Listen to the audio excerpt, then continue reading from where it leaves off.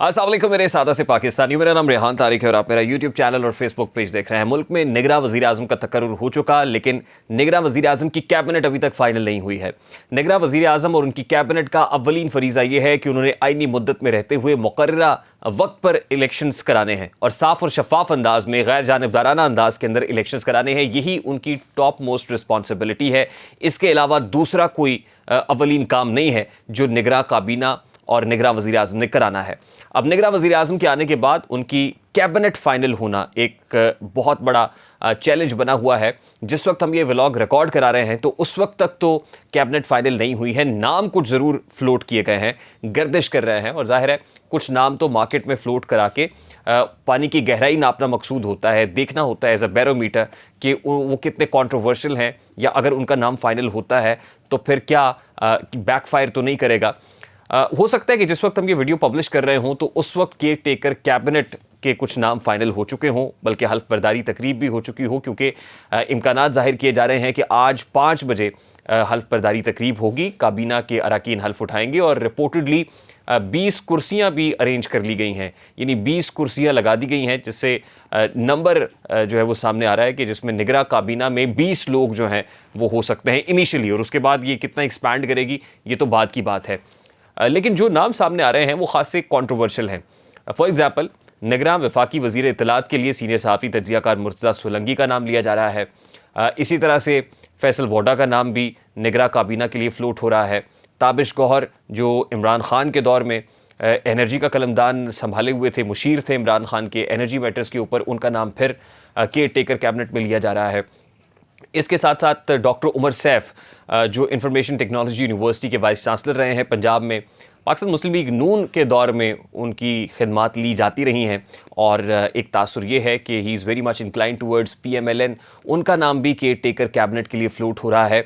और even Khurram Hameed Rokhri, major retired Khurram Hameed Rokhri, जिनके मुताबिक उन्होंने तहरीके जो इस्तेहकाम पाकिस्तान पार्टी है वो ज्वाइन कर ली थी, उनका नाम भी केयर टेकर कैबिनेट में फ्लोट हो रहा है। सरफराज बुगटी साहब का नाम केयर टेकर इंटीरियर मिनिस्टर के लिए फ्लोट हो रहा है, जिनका ताल्लुक बलूचिस्तान से, बलूचिस्तान अवामी पार्टी से है। यानी मोर और लेस ऐसे चेहरे हैं जिनकी जो सियासी वाबस्तगी है या पॉलिटिकल इंक्लिनेशन है उस बारे में बताया जा सकता है। मैं ज़रा इस पर डिटेल्ड पोस्टमार्टम बाद में करता हूँ। उससे पहले जो इनका काम है केयर टेकर कैबिनेट का और केयर टेकर प्राइम मिनिस्टर का, वो है मुल्क के अंदर दी गई मुद्दत में, आईनी मुद्दत के अंदर रहते हुए इलेक्शंस का इनेकाद कराना। लेकिन सवाल ये है कि क्या ये केयर टेकर सेटअप मुल्क में दी गई आईनी मुद्दत के मुताबिक इलेक्शंस करा सकेगा या नहीं करा सकेगा।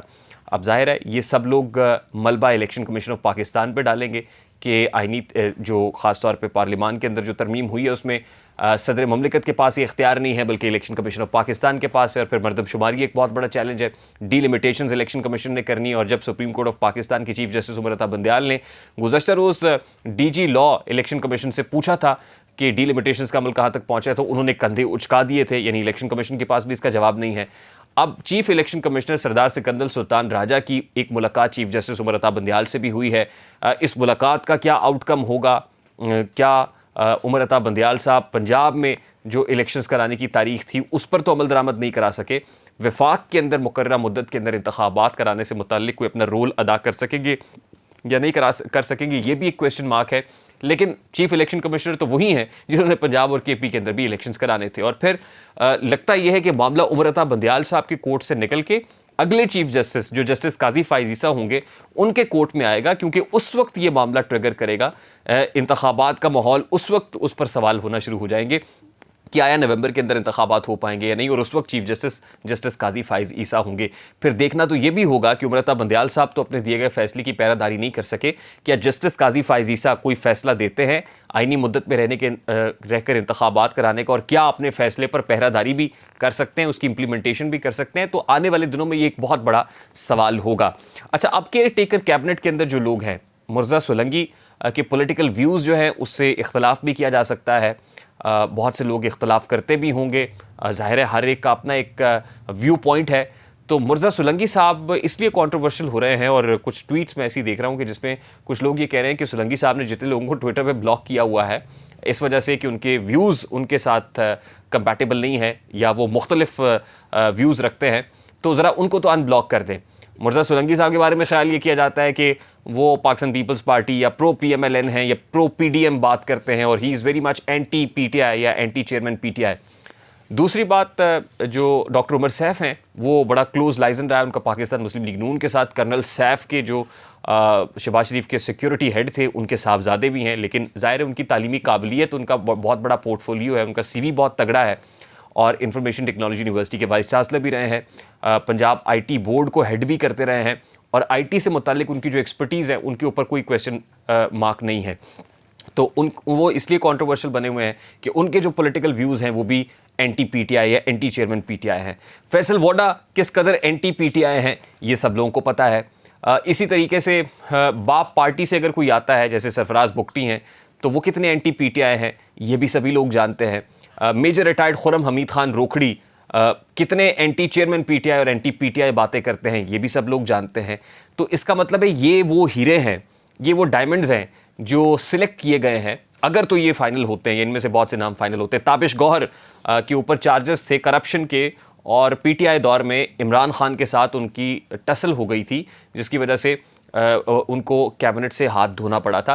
तो अब ताबिश गौहर को भी फिर से सिलेक्ट किया गया है। तो ये वो नगीने हैं जो अगर सिलेक्ट किए गए हैं तो इसका मतलब ये है कि एक ख़ास पैटर्न जो कॉमन चीज़ नज़र आती है इस कैबिनेट के अंदर वो एंटी PTI और एंटी चेयरमैन PTI होना है। यानी अगर क्वालिफिकेशन क्राइटेरिया देखा जाए तो ये लोग क्वालिफाई इसलिए करते हैं केयर टेकर कैबिनेट के अंदर कि इनके पॉलिटिकल व्यूज़ या इनके पर्सनल व्यूज़ जो हैं वो इमरान खान के हामी नहीं हैं बल्कि इमरान खान की मुखालिफत में हैं या PTI की मुखालिफत में हैं। तो इससे क्या जो PTI है या एक पॉलिटिकल पार्टी है क्या उसको मज़ीद कॉर्नर्ड करना है या इनसे वो काम लेना मकसूद है कि जिसमें PTI या चेयरमैन PTI को फेवर ना मिल सके। तो ये इटसेल्फ एक क्वेश्चन मार्क उठा देगा क्योंकि जैसे मैंने कहा कि केयर टेकर सेटअप का काम शफाफ अंदाज में इलेक्शंस कराना होता है गैर जानिबदार अंदाज के अंदर। तो ये क्वेश्चन तो उठेगा कि गैर जानिबदार काबीना नहीं है बल्कि इंतहाई जानिबदार लोग हैं जिनको सिलेक्ट किया गया है। अच्छा, उसके बाद अगर तो ये केयर टेकर कैबिनेट फाइनल हो जाती है और यही सेटअप चलता है, यही कंपनी चलती है, तो इसका मतलब ये है कि सख्तियां तो बढ़ेंगी और वो सख्तियां किसके लिए बढ़ेंगी? वो PTI के लिए बढ़ेंगी और चेयरमैन PTI के लिए बढ़ेंगी। अटक जेल में कैद चेयरमैन PTI के लिए अब एक और बुरी खबर ये है कि साइफर गुमशुदगी मामले पर भी उनके खिलाफ FIR का इंदराज हो गया है और जो जॉइंट इन्वेस्टिगेशन टीम है पुलिस की वो तहकीकात भी कर रही है, वो पूछगछ भी कर रही है इस सारे मैटर के ऊपर। यानी एक और केस, एक और पिंडोरा बॉक्स खुल रहा है।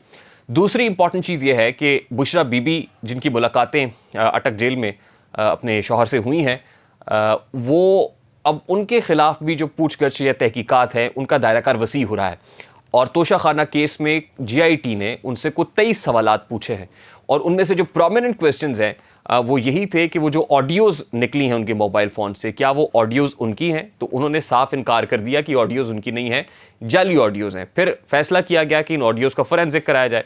तो जब इन ऑडियोज़ का फोरेंसिक कराया गया तो पता चला कि ये ऑडियोज़ बुशरा बीबी ही की हैं। कुछ रसीदों से मुतालिक बात हुई तो उनका ये कहना था कि जाली रसीदें हैं, यानी वो इनकार करती रही हैं कि उनका इन तोहफ़े तहाइफ के साथ या इन जाली रसीदों के साथ कोई ताल्लुक़ नहीं है, ऑडियोज़ के साथ कोई ताल्लुक़ नहीं है। लेकिन फोरेंसिक ये इस्टाब्लिश कर रहा है कि ऑडियोज़ उनकी है।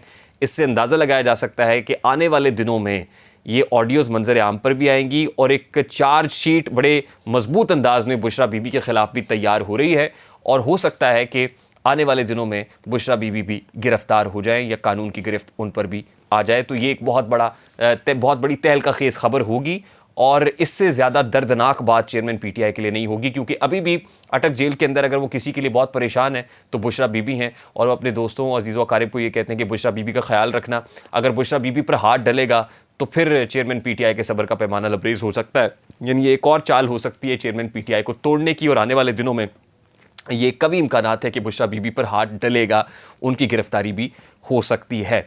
दूसरी इंपॉर्टेंट चीज़ यह है कि इमरान खान का जो भांजा है हसन न्याजी, जिसको एबटाबाद से गिरफ्तार किया गया था, उसका केस भी मिलिट्री कोर्ट को रेफ़र कर दिया गया है और हसन न्याजी कानून नाफिज करने वाले इदारों की को चकमा देकर छुपे हुए थे एबटाबाद के अंदर, लेकिन अल्टीमेटली उन पर गिरफ्त टाइट हुई है और हसन न्याजी वही किरदार है जो साने 9 मई के अंदर पेश थे। कोर कमांडर हाउस में दाखिल होना, उनकी पतलून को फ़ज़ा में लहराना, कपड़ों को निकालना वहाँ से और जिस तरीके से उन्होंने पाक फ़ौज के ख़िलाफ़ गुफ्तगू की थी वो सब ऑन रिकॉर्ड है, उसके विजुअल्स भी हैं, उनके स्टेटमेंट्स भी मौजूद हैं। तो एक तरफ तो केयर टेकर कैबिनेट है, सिस्टम बन रहा है, दूसरी तरफ पहले वाला जो सिस्टम है उसको आउट करने की तैयारी मुकम्मल हो रही है। और लगता यह है कि आने वाले दिनों में एक सोची समझी प्लानिंग के तहत पीटीआई और चेयरमैन पीटीआई का पॉलिटिकल बैटल ग्राउंड से सफाया मकसूद है। मुझे रेहान तारिक को इजाज़त दीजिए, अपना बहुत सारा ख्याल रखिएगा। अस्सलाम वालेकुम।